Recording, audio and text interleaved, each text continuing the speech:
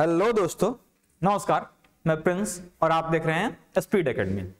दोस्तों, हम लोग इस वीडियो में करने वाले हैं डे 6 और डे 7 का जो आपका सेट हुआ था, उसमें जो जीके के प्रश्न थे उनका सॉल्यूशंस। ठीक है, इसमें मैं काफी शानदार तरीके से आपको सॉल्यूशन देने वाला हूं, जिसमें चारों ऑप्शंस को मैं डील करने वाला हूं। ठीक है, मैं कोशिश करूंगा कि चारों ऑप्शंस को डील करूं। ठीक है, हो सकता है किसी में एक दो को ही करके निकल जाऊं, तो चारों का डील करने की मैं कोशिश जरूर करूंगा। पहला प्रश्न आता है हमारा, पाचन प्रक्रम में किससे सहायता मिलती है। देखिए, जब भोजन को पचाया जाता है शरीर के अंदर, तो सबसे जरूरी होता है एंजाइम।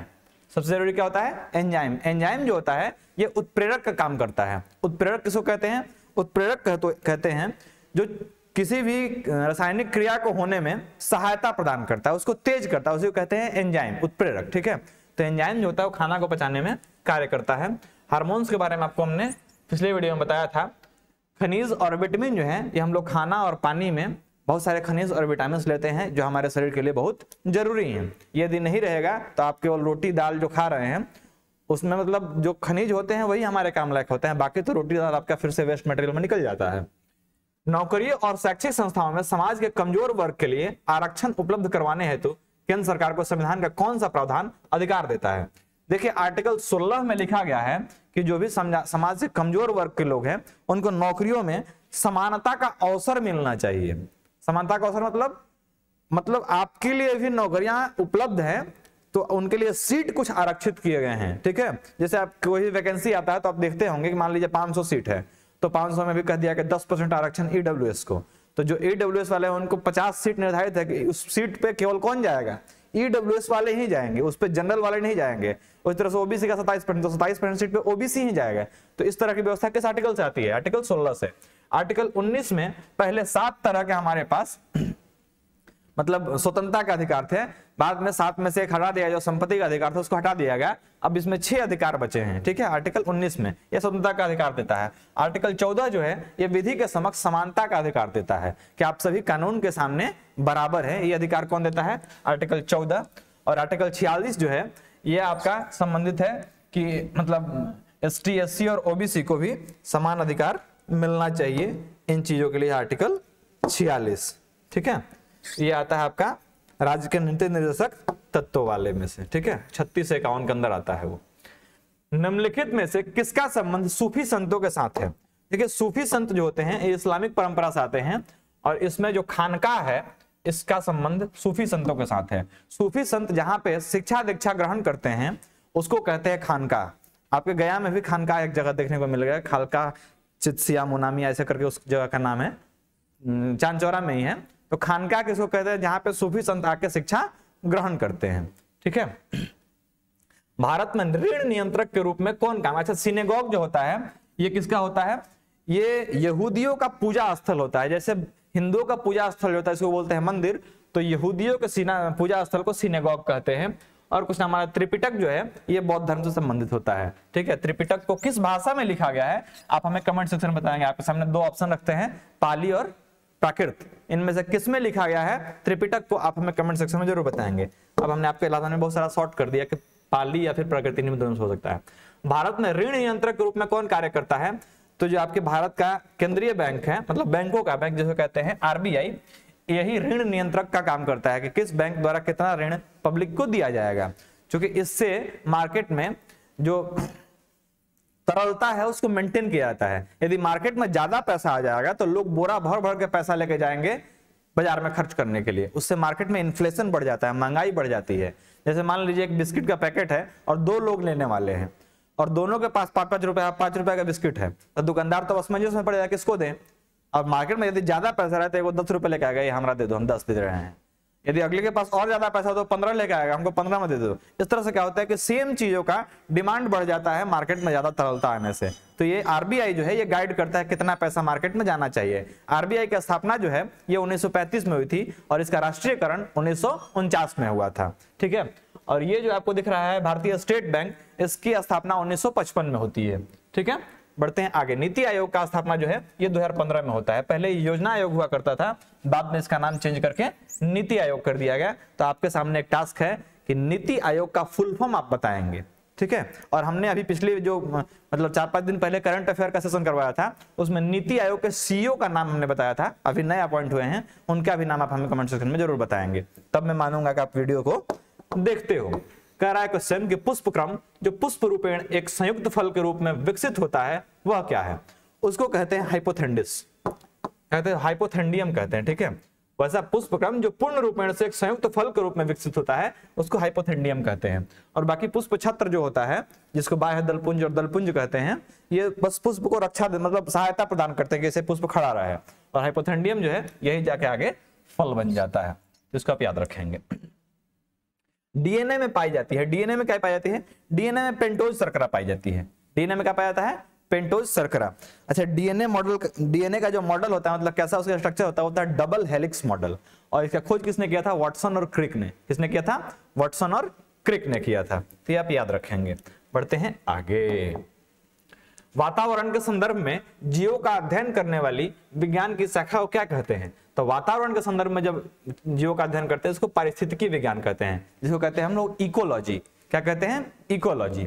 बाकी भ्रूण विज्ञान आपको पता है, जब बच्चा गर्भ में होता है तो 9 महीने जब तक गर्भ में होता है उसको हम लोग एम्ब्रियो कहते हैं, ठीक है। जब वो बाहर आ आता है गर्भ से तब उसको हम बच्चा कहते हैं, ऐसे उसको एम्ब्रियो कहते हैं, भ्रूण कहते हैं। जीवाश्म विज्ञान आप जानते हैं, जो चीजें पृथ्वी के अंदर फॉसिल्स दबी हुई हैं उनके बारे में जो अध्ययन होता है उसको जीवाश्म विज्ञान कहते हैं।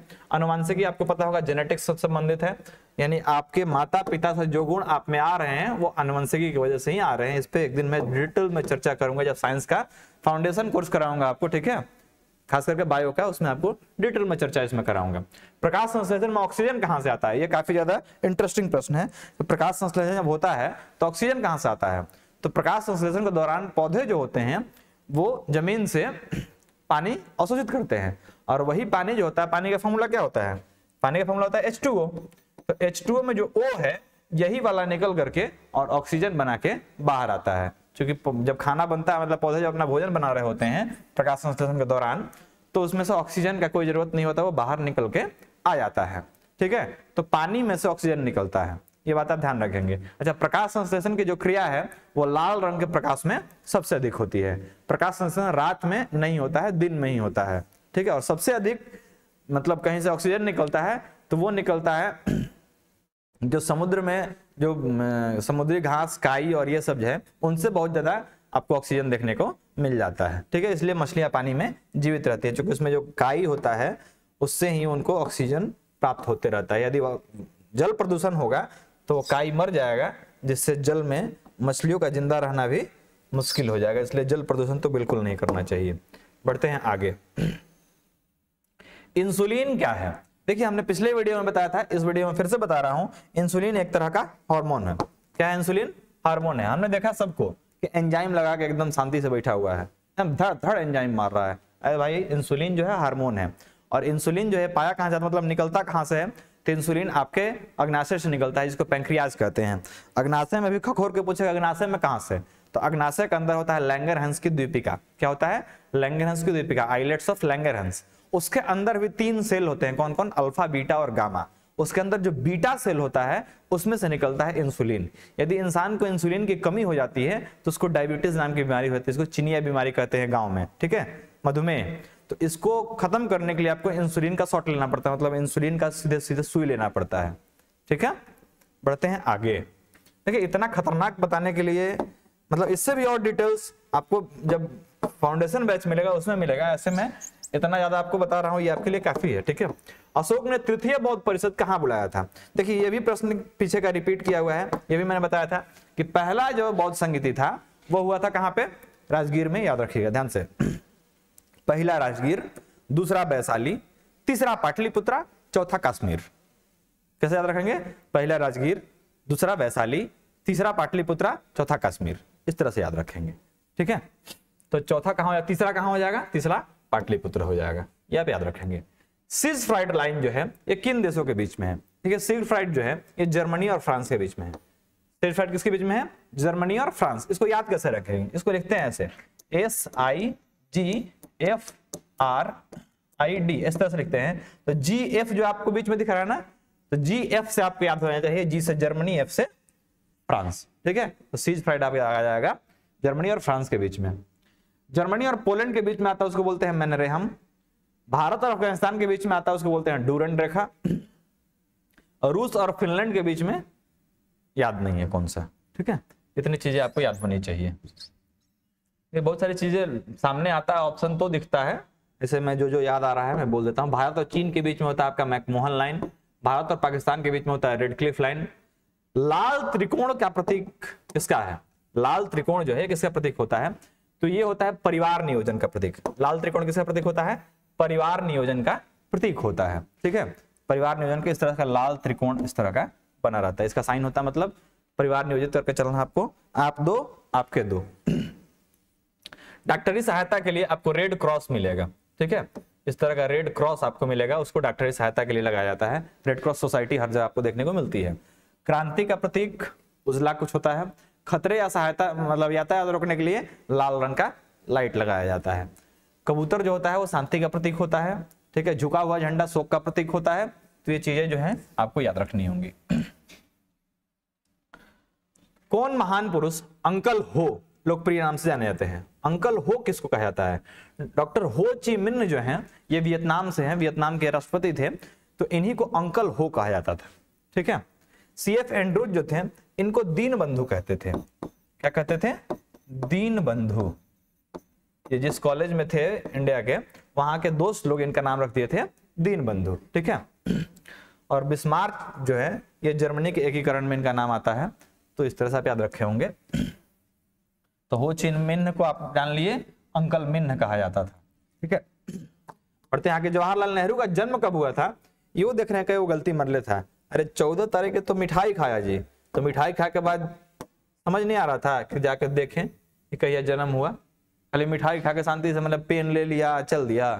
याद रखो 14 नवंबर 1889। पढ़ते हैं आगे। विश्व पशु दिवस प्रत्येक वर्ष किस तिथि को मनाया जाता है? विश्व पशु दिवस जो है ये 4 अक्टूबर को मनाया जाता है। किस दिन मनाया जाता है? 4 अक्टूबर को विश्व पशु दिवस मनाया जाता है। किसने ऑपरेशन यात्री सुरक्षा शुरू की? आप तो सीधे यहाँ पे मार सकते थे रेलवे सुरक्षा बल, क्योंकि विमान उमान वाला कुछ करता नहीं है। रोज मरेगा, 1-2 गाइडलाइन आएगा, फिर वही हाल। तो यहाँ पे याद रखेंगे ये ऑपरेशन यात्री सुरक्षा, ऑपरेशन थ्रस्ट, ये सब किसका है? ऑपरेशन सखी, ऑपरेशन सहेली, ये सब किसका है? ये सारा रेलवे सुरक्षा बल यानी कि RPF का है। पढ़ते हैं आगे। किस देश ने ओमिक्रॉन वेरिएंट के लिए पहली बार कोविड-19 वैक्सीन को अधिकृत किया था? तो ये यूनाइटेड किंगडम ने किया था। यूनाइटेड किंगडम के अभी अभी राष्ट्रपति मतलब बदले हैं, प्रधानमंत्री, उनका नाम क्या है? ऋषि सुनक, जो भारत के मूल वंश के हैं, ठीक है। तो यूके यहाँ पे आंसर हो जाएगा। भारत के 14वें उपराष्ट्रपति अभी हाल ही में कुछ दिनों पहले चुना गया, जगदीप धनखड़। जगदीप धनखड़ जो है ये 14वें हुए और वेंकैया नायडू थे 13वें, ठीक है। और उपराष्ट्रपति बनने से पहले जगदीप धनखड़ जो है ये आपके वेस्ट बंगाल के गवर्नर हुआ करते थे। कहाँ के गवर्नर? वेस्ट बंगाल के ये गवर्नर थे, वहां से इनको बना दिया गया राष्ट्रपति। इंदिरा गांधी अंतरराष्ट्रीय हवाई अड्डा कहाँ है? कई लोग देखे कि मुंबई मार के एकदम शांति से बैठी थी। लड़की लोग में ये हाल था, ऊपर भी और नीचे भी देख रहे थे हम अक्सर जब आपका सेट चलता है तो हम घूम के देखते हैं। जानते हैं क्या देखते हैं? कि आप लोग रफ क्या कर रहे हैं और जो रिपीटेड प्रश्न है उनका आंसर आप क्या लगा रहे हैं। अरे नए प्रश्न तो हम भी जानते हैं कि आपको हो सकता है नहीं पता हो, लेकिन जो प्रश्न हमने करा दिया उसका तो आंसर गलत ना करो। मैं लगातार बोल रहा हूं बिना देखे, समझ रहे हैं? तो इतना हमारे माइंड में आया कहां से? हर एक चीज को मैं लिंक करके याद करते हैं। चारों ऑप्शंस को डील कर रहा हूं, मतलब सारे ऑप्शंस को आप लिंक कीजिए, आपको याद करना होगा। हम जो जो बातें बोल रहे हैं इसको सुनिए, सोते समय जागते समय आपको सुनना होगा हेडफोन लगा के। मास्टर बोल रहा है 20 मिनट तो ही है, सुन लेते हैं एक बार सुनिएगा तो इस 20 प्रश्न में मैं 100 प्रश्न कराता हूं, ये आपको ध्यान रखना होगा। तो इंदिरा गांधी अंतरराष्ट्रीय हवाई अड्डा कहां पे है? दिल्ली में, इसको IGI कहते हैं, ठीक है। मुंबई में आपका अलग होता है छत्रपति शिवाजी, चेन्नई में मीनामकम, इस तरह से अलग अलग होता है। तो याद रखिएगा IGI आपका वहां है। कॉलिंस डिक्शनरी का, अच्छा ये हो गया डे 7। अभी जो प्रश्न आ रहे हैं ये डे 7 के प्रश्न है। तो आज वाला आप सेट खोल लेंगे और उससे इन प्रश्नों को मिलाएंगे, ठीक है। आज का सेट शुरू होता है, इसमें है कॉलिंस डिक्शनरी का वर्ड ऑफ द ईयर 2022 कौन सा रहा है? तो ये परमा क्राइसिस जो है इसको वर्ड ऑफ द ईयर घोषित किया गया 2022 का। अच्छा वर्ड ऑफ द ईयर का मतलब ये कुछ डिक्शनरी है जैसे ऑक्सफोर्ड हो गया, कॉलिंस हो गया, ये सब एक डिक्शनरी जो है ये सब हर एक मतलब ईयर में एक हिंदी का और एक इंग्लिश का वर्ड डिसाइड करते हैं किस वर्ड को इस साल सबसे ज्यादा बार खोजा गया, या फिर कौन सा वर्ड एक नया आया इस बार और सबसे ज्यादा प्रचलन में रहा, तो उस वर्ड को कहते हैं वर्ड ऑफ द ईयर। तो परमा क्राइसिस जो है ये कोलिंस के द्वारा डिसाइड किया गया वर्ड ऑफ द ईयर था। द्वैधात्मक अर्थव्यवस्था का लक्षण क्या है? देखिए, द्वैधात्मक अर्थव्यवस्था जो है इसका लक्षण होता है कि इसमें निजी क्षेत्र और सार्वजनिक क्षेत्र दोनों शामिल होते हैं। निजी क्षेत्र का मतलब कि प्राइवेट कंपनियां अपना पूरा मतलब फैक्ट्री लगाएगी, उसका संचालन करेगी, उससे पैसा कमाएगी, तो इसको बोलते हैं निजी क्षेत्र। और सार्वजनिक क्षेत्र मतलब सरकार वहां पे पैसे खर्च करके कंपनियां लगाएगी, उसमें लोगों को नौकरी देगी, सैलरी बांटेगी वगैरह वगैरह, तो उसको बोलते हैं सार्वजनिक क्षेत्र। तो जिस देश में निजी और सार्वजनिक दोनों क्षेत्र लगे हुए हों उसी को कहते हैं मिक्स्ड वाला प्रपोर्शन, ठीक है। तो द्वैधात्मक अर्थव्यवस्था उसको कहते हैं। तो यहाँ पे उपयुक्त तो सभी हो जाएगा, इसमें लघु भारी उद्योग सबका एक साथ चलन होते रहता है, ठीक है। बढ़ते हैं आगे। जीडीपी में निम्नलिखित में से क्या शामिल होता है? सबसे पहले आपको समझना चाहिए कि जीडीपी होता क्या है। कई लोगों को यही पता नहीं होता है कि जीडीपी क्या है। देखिए, जीडीपी को बोलते हैं GDP, gross domestic product. Domestic का मतलब होता है घरेलू, यानी कि एक देश लें, कोई भी देश, उसके सीमा रेखा के अंदर जितनी भी वस्तुएं उत्पादित हो रही हैं उनका अंतिम मूल्य। अंतिम मूल्य करने का मतलब, अरे मैट्रिक पास 12 पास होने के बाद अंतिम मूल्य तो समझ नहीं आता है, ये हमको भी पता चला था बहुत बाद में, तो आपको मैं अभी बता देता हूं। अंतिम मूल्य मतलब होता है, जैसे देखिए, मान लिया आपने गेहूं उगाया, गेहूं का पिसवा लिया आटा, तो वो अभी अंतिम मूल्य नहीं हो रहा है, उस आटे का बन गया बिस्कुट, उस आटे का बन गया बिस्कुट। अब वो बिस्कुट पैक हो गया, अब पैक होकर चल गया दुकान पे बिकने। अब वहां जब बिस्कुट बिकेगा वो हुआ अंतिम उत्पाद और उसका जो पैसा आया वो हुआ अंतिम मूल्य। तो जितनी भी चीजें धरती से रिलेटेड है, मतलब खेती, किसानी वगैरह वगैरह, वो सब आता है प्राथमिक सेक्टर में। वो यदि कहीं पे बन रहा उससे कुछ फैक्ट्री के अंदर तो उसको बोलते हैं द्वितीयक सेक्टर, और जब वो बिकने चला आता है तो उसको बोलते हैं तृतीय सेक्टर। समझ रहे हैं? तो तृतीयक सेक्टर से यानी कि थर्ड सेक्टर से जो चीजें निकल के आ रही, जो पैसा निकल के आ रहा है, उसका जो आमदनी होता है उसको शामिल करते हैं हम जीडीपी में। तो उम्मीद है कि आपको जीडीपी समझ में आया होगा कि एक देश के बाउंड्री के अंदर जो भी चीजें उत्पादित की जा रही है उसका अंतिम मूल्य जो होता है उसको शामिल करते हैं हम जीडीपी में। तो कह रहा है कि जीडीपी में निम्नलिखित में से क्या शामिल होता है? तो जीडीपी में निजी उपभोग का व्यय भी शामिल होता है, सकल घरेलू निजी निवेश भी शामिल होता है, वस्तु एवं सेवाओं पर सरकारी व्यय भी शामिल होता है। मतलब उपयुक्त सब कुछ शामिल होता है आपका जीडीपी में। अंतिम मूल्य एकदम इसमें शामिल किया जाता है, ठीक है।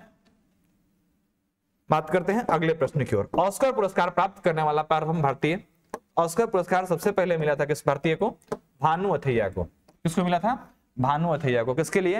इन्होंने गांधी मूवी जो बनी थी उसके अंदर कॉस्ट्यूम डिजाइनर का काम किया था, कपड़ा पहनाने वाला काम, ठीक है। तो इसलिए भानु अथैया को मिला था कॉस्ट्यूम डिजाइनर के रूप में ऑस्कर पुरस्कार। अच्छा, कब मिला था ये आप हमें कमेंट सेक्शन में बताएंगे, किस साल मिला था। और उसके बाद भानु अथैया के बाद भी एक दो लोगों को मिला, जिसमें आपको नाम एक याद होना चाहिए। AR रहमान को एक मूवी आई थी स्लम डॉग मिलियनेयर, उसमें संगीतकार के लिए उनको मिला था, ठीक है, AR रहमान को। बढ़ते हैं अगले प्रश्न की ओर। किस तापमान पर सेंटीग्रेड और फ़ारेनहाइट पैमाने का तापमान सेम हो जाता है? तो -40 डिग्री तापमान पर सेंटीग्रेड और फ़ारेनहाइट पैमाना जो होता है इसका तापमान बराबर हो जाता है, ध्यान रखिएगा। अक्रिय गैस परमाणुओं के सबसे बाहरी कक्षा में कितने इलेक्ट्रॉन होते हैं? देखिए, अक्रिय गैस परमाणु कहते किसको हैं ये बात आप समझ लेंगे तो आपको ये चीज क्लियर हो जाएगी कि बाहरी कक्षा में कितने उसमें परमाणु होते होंगे। देखिए, अक्रिय गैस उसको कहते हैं जिसका किसी से कोई रिएक्शन नहीं होता है। मतलब उसमें जो K सेल हुआ, ये मानते हैं K ऑर्बिट, इसके बाद ये आ गया L ऑर्बिट, फिर इसके बाद ये आ गया M ऑर्बिट, फिर उसके बाद लेते हैं ये N ऑर्बिट। इस तरह से जो ऑर्बिट्स आगे बढ़ रहे हैं ये हो गया इसका न्यूक्लियस। तो उन सब में कैसे कैसा होता है? इसमें सेल यदि लें तो 2, 8, 18, 32 इस तरह से इलेक्ट्रॉन अंतिम कक्षा में हो सकते हैं, इससे ज्यादा नहीं हो सकते हैं। यदि सबसेल की बात करेंगे तो होता है sp-df 2, 6, 10, 14 इसमें इलेक्ट्रॉन होते हैं। तो हम सबसे पहले सेल में ही बात करेंगे 2, 8, 18, 32 में। तो इसमें एक रूल है अफवाहों का नियम, उसमें कहा जाता है कि अंतिम कक्षा में जो भी अंतिम कक्षा होगा यदि उसमें 8 इलेक्ट्रॉन आ जाते हैं तो वो जो मतलब एलिमेंट होता है वो अब अक्रिय हो जाता है, वो अब काम करना छोड़ देता है। जैसे आपके माँ बाप आपको भरपूर पैसा उसा दे रहे हैं, एकदम पॉकेट खर्चा के लिए पूरा घूम रहे हैं, गाड़ी उड़ी खरीद के दे दिए हैं, आप कोई काम करना चाहेंगे? नहीं चाहेंगे। वही हाल इधर हो जाता है। इसके जो आवारा इलेक्ट्रॉन होते हैं, ये जो बाहरी कक्षा में होते हैं ना, इसको वैलेंस इलेक्ट्रॉन कहते हैं, भोजपुरी में हम इसको आवारा इलेक्ट्रॉन कहते हैं। तो ये आवारा इलेक्ट्रॉन घूम करके पूरा थक करके एकदम काम कर रहे होते हैं। जब इनको भरपूर रुपया पैसा मिल जाएगा तो ये काम करेंगे? नहीं करेंगे, बैठ जाएंगे चुपचाप। तो कब बैठेंगे? जब इनके पास 8 इलेक्ट्रॉन हो जाएगा, हीलियम को छोड़ के। हीलियम के पास 2 ही होता है, लेकिन इसके पास यदि 8 हो जाता है, 8 हो जाता है, चुपचाप शांति से पड़ जाता है, अब वो कोई काम ही नहीं करता है। उसी को बोलते हैं अक्रिय गैस। और इसमें जितने में भी 8 होता है पुराना, वो सारी गैसें हैं। ठीक है, कौन कौन होता है ध्यान रखिएगा। इन गैसों का नाम है, पहला होता है हीलियम He2, फिर होता है neon Ne10, argon Ar18, krypton Kr36, xenon Xn54, radon Rn86। ये सारे अक्रिय गैस हैं। ठीक है, ये किसी से कोई संपर्क नहीं करती हैं, इसीलिए हवाई जहाज के चक्के में हीलियम गैस भरा जाता है कि यदि इतना मतलब उड़ रहा है, इतना गति है और इतना टेम्परेचर बढ़ रहा होगा, लेकिन वहां पे यदि कोई दूसरा गैस रहे, मान लो किसी अचानक कारणवश चक्का टूट गया या फिर फट गया, ब्लास्ट कर गया, तो दूसरा गैस उसमें भरा गया तो रिएक्शन हो जाएगा। इसलिए हीलियम भरते हैं ताकि वो रिएक्शन न करे। ठीक है, तो कई लोग इसमें कंफ्यूज रहते हैं।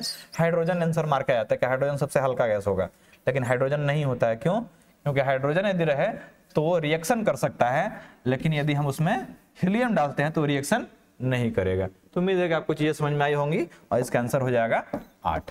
ठीक है, बढ़ते हैं अगले प्रश्न की ओर। चीजें समझ में आ रही हैं जी? समझ में आ रहा है? तो लाइक और क्या होता है सब्सक्राइब, ऐसे उड़ा दो, सब भेज दो उन्होंने, सब ग्रुप में डाल दो कि देखो एगो मास्टर है, कुछ कुछ बताता है, बड़ा बढ़िया बताता है, इसे लिख दो, उसको सबको मोटिवेट करो। फिर एगो है बता रहा है बहुत बढ़िया, नौकरी लगवाइए देगा आपकी बार। ठीक है, चलो, कौन सा रोग मच्छर द्वारा नहीं फैलता है? देखिए, मच्छर से फैलने वाले रोग आपको दिख रहे होंगे, मलेरिया, डेंगू, डेंगू तो सब जानता होगा, फाइलेरिया, ये तीनों रोग जो है मलेरिया, फाइलेरिया और डेंगू, ये तीनों मच्छर से फैलते हैं। लेकिन रेबीज मच्छर से नहीं फैलता है। रेबीज यदि कुत्ता काट ले, नेवला काट ले, बंदर काट ले, सियार काट ले, उससे रेबीज हो सकता है आपको। ठीक है, लेकिन फाइलेरिया जो होता है वो मादा क्यूलेक्स मच्छर के काटने से फैलता है, याद रखिएगा, मादा क्यूलेक्स, फीमेल क्यूलेक्स। ठीक है, मादा क्यूलेक्स।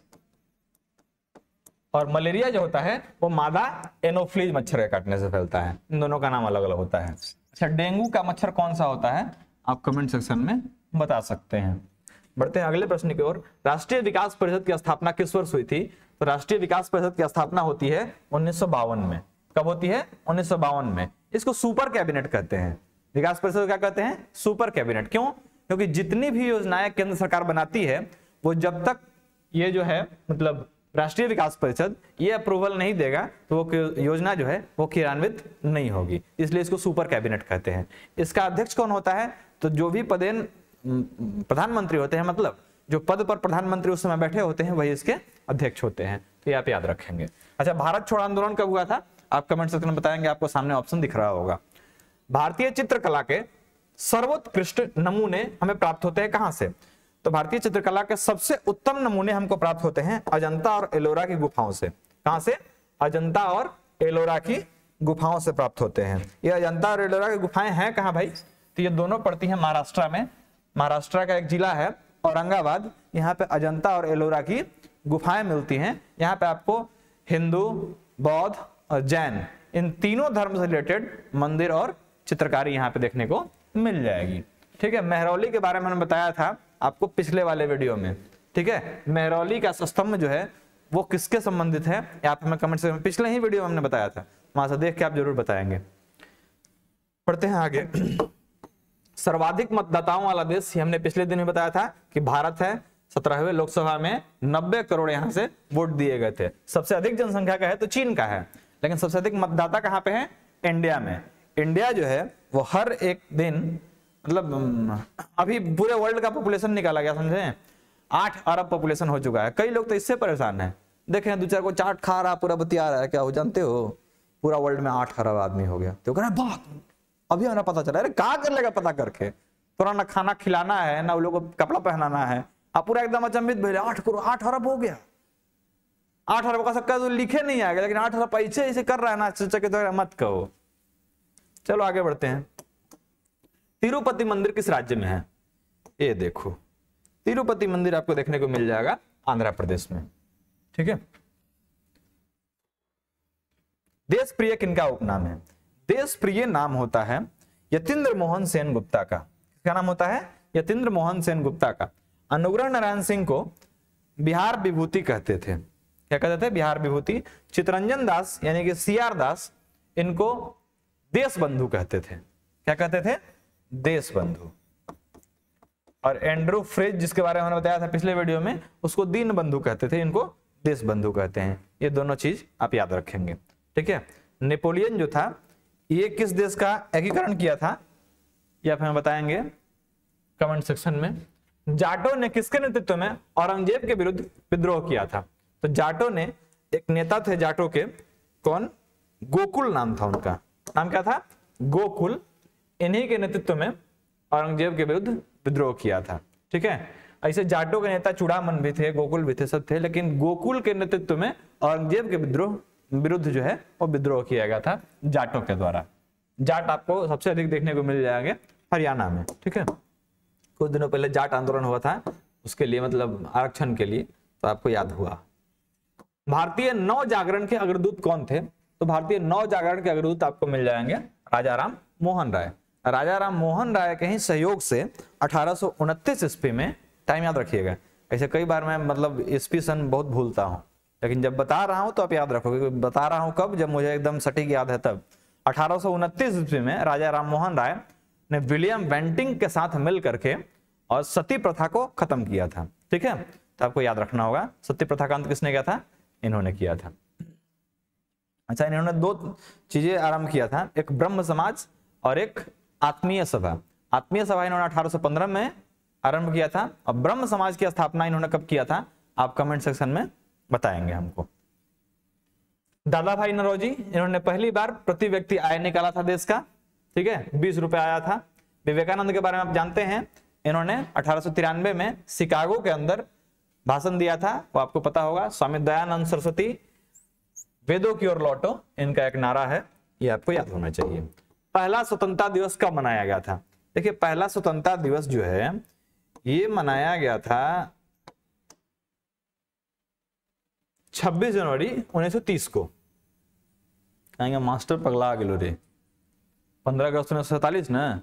हुआ क्या था कि 1929 में दिसंबर में लाहौर अधिवेशन हुआ था, जिसके अध्यक्ष थे कौन?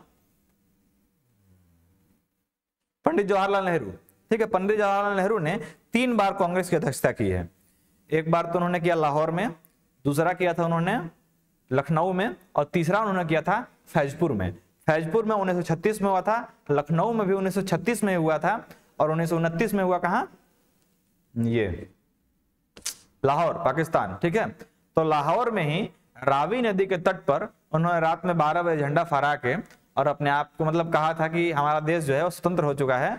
और उस दिन को याद करते हुए ही हमारा जो गणतंत्र दिवस मनाया जाता है वो 26 जनवरी को मनाया जाता है, क्योंकि हमारा जो ये था संविधान जो था वो 26 नवंबर 1949 को बन के तैयार हो चुका था। और उस समय से हमने नागरिकता वाला जो आर्टिकल था वो लगा भी दिया था, लेकिन पूरी तरह से कब उसको आरोपित किया था? 26 जनवरी को, क्योंकि उस दिन को याद रखा जा सके, प्रथम स्वतंत्रता दिवस को। अब समझ रहे हैं कि उसका लिंक अब कहां से है? चीजें सब ध्यान रखेंगे आप लोग।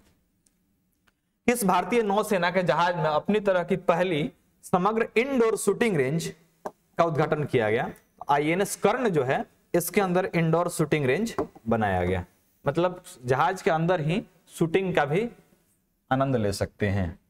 ठीक है। किस मंत्रालय ने स्वदेश दर्शन योजना 2.0 की शुरुआत की है? तो ये पर्यटन मंत्रालय ने किया है। किस मंत्रालय ने? पर्यटन मंत्रालय ने। पर्यटन मंत्री कौन है ये आप हमें कमेंट सेक्शन में बताएंगे, बहुत जरूरी चीज है, आपको हर एक मंत्रालय याद होना चाहिए। गृह मंत्रालय तो याद होगा, अमित चाचा हैं, मोटा भाई। वित्त मंत्रालय भी याद होगा, कौन है? चाची हैं, खतरनाक वाली, कुछ बोल देते हैं कि ये सब हम नहीं जानते हैं, ये सब एकदम ईश्वर का प्रकोप है। संस्कृति मंत्रालय और पर्यटन मंत्रालय, इन दोनों के बारे में कमेंट सेक्शन में आप हमें जरूर बताएंगे। देखते हैं आप गूगल चाचा से कितना चीज पूछ के बता पाते हैं, याद होगा तो जरूर बताएंगे। बर्मिंघम राष्ट्रमंडल खेल 2022 में भारत के ध्वजवाहक कौन थे? देखिए, अब आपको ये चीज समझना होगा कि ध्वजवाहक का काम क्या होता है। तो जब भी कहीं पे किसी खेल का आयोजन होता है तो जितने भी देश उस खेल में पार्टिसिपेट कर रहे होते हैं उन देशों से कुछ उत्कृष्ट खिलाड़ियों को बुलाया जाता है कि वो लोग उसका जो उद्घाटन समारोह होगा उसमें अपने देश का झंडा लेके अपने पूरे देश को रिप्रेजेंट कर रहे होते हैं कि हम भी इस खेल में शामिल हैं। तो इंडिया से ले जाया गया था पीवी सिंधु को। पीवी सिंधु जो है इन्हें ये टोक्यो ओलंपिक जो अभी हुआ था और इसके पहले 2022 में टोक्यो ओलंपिक और इसके पहला जो ओलंपिक था, इन दोनों ओलंपिक में इनको मेडल मिला था। ठीक है, ये पीवी सिंधु बैडमिंटन के खिलाड़ी हैं, इनको दोनों ओलंपिक में इस बार में ब्रॉन्ज और पिछले वाले में सिल्वर मिला था। तो ये चीज आपको याद होना चाहिए। नीरज चोपड़ा जिनको इस ओलंपिक में मतलब स्वर्ण पदक मिला था, मीराबाई चानू इनको इस ओलंपिक में पहला पदक यदि भारत को कोई दिलाया था तो वो दिलाई थी मीराबाई चानू। ये वेट लिफ्टिंग करती हैं 59 केजी वर्ग वेट में। और बजरंग पुनिया को कौन सा मेडल मिला था, मतलब सिल्वर मिला था या फिर ब्रॉन्ज मिला था, आप हमें कमेंट सेक्शन में जरूर बताएंगे। बजरंग पुनिया को भी मिला था। ठीक है, तो ये चारों नाम आपको याद होने चाहिए। ब्लू ड्यूक को किस राज्य की स्टेट बटरफ्लाई घोषित किया गया? हाँ, ये क्वेश्चन हमने पिछले करंट अफेयर में आपको करवाया था ब्लू ड्यूक के बारे में। चलिए मैं आपको बता ही देता हूं। ये सिक्किम की बटरफ्लाई है जिसको राज्य बटरफ्लाई घोषित किया गया। सिक्किम में इसको खोजा गया था हाल ही में और इसको राज्य बटरफ्लाई वहां पे घोषित किया गया। और आज का अंतिम, ये आज का अंतिम है, दिल्ली का अंतिम नहीं, आज का अंतिम है। और कह रहा है कि कौन सा देश 2023 में ब्रिक्स की अध्यक्षता करेगा। देखिए ब्रिक्स के बारे में थोड़ा सा आप जान लीजिए। 5 ऐसे देश जिनको विकासशील देशों की श्रेणी में रखा गया है। ठीक है, पूरी तरह विकसित भी नहीं कर सकते हैं और ये बहुत बड़ी बड़ी अर्थव्यवस्थाएं हैं। कौन कौन?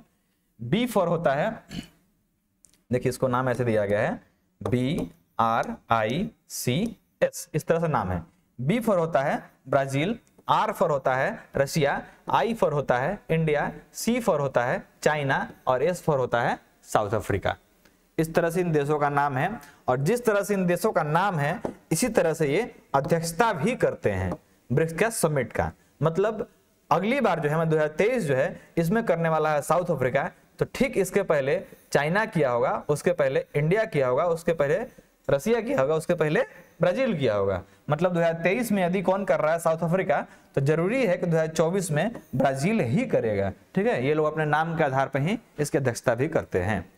ठीक है, तो आज का सेशन यहीं पे हम समाप्त करेंगे। उम्मीद है कि आपको चीजें अच्छे से समझ में आई होगी। यदि समझ में आया हो तो पता ही है वीडियो को क्या करना होता है, कर दो, बढ़िया लगता है।